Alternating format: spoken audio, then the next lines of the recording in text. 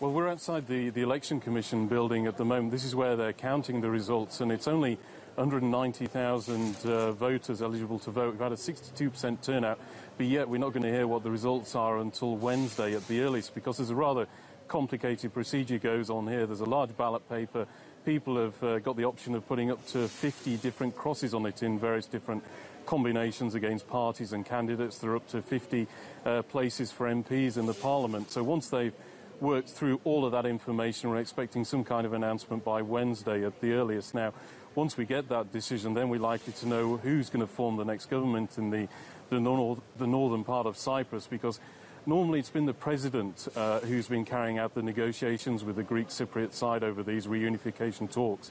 But whatever he agrees in those talks, he then has to get that enacted by the government itself. Now, the president is seen generally as a fairly pro-negotiations politician, and he'll be hoping that the MPs elected in this election are people who share his point of view, and it's not going to be a majority of more hard-line MPs who are there who may throw some more obstacles in his way.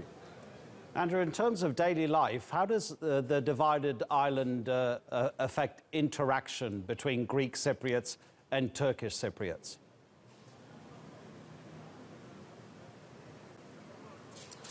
Well, there's a lot more interaction nowadays than there was several decades ago. Since the early 2000s, when the Greek side effectively joined the European Union, there have been a number of border crossings that have been opened. I think there's now 6 or 7, where if you're a Greek Cypriot or if you're a Turkish Cypriot citizen, you can travel pretty much freely wherever you want to go if you just produce your identification documents when you're crossing the border. And a lot of people have taken advantage of that. Before this happened, when you had the period between 1974 and 2003-2004, this kind of situation didn't exist. You could only get across the border in really special circumstances, get special permission, and this did really create a situation where some politicians will be able to sort of, I suppose, dehumanize the other side. They could say whatever they liked about the Turkish Cypriots or the Greek Cypriots, and nobody would really know any different. But I think a lot of people would say that since the borders have now opened where people can go and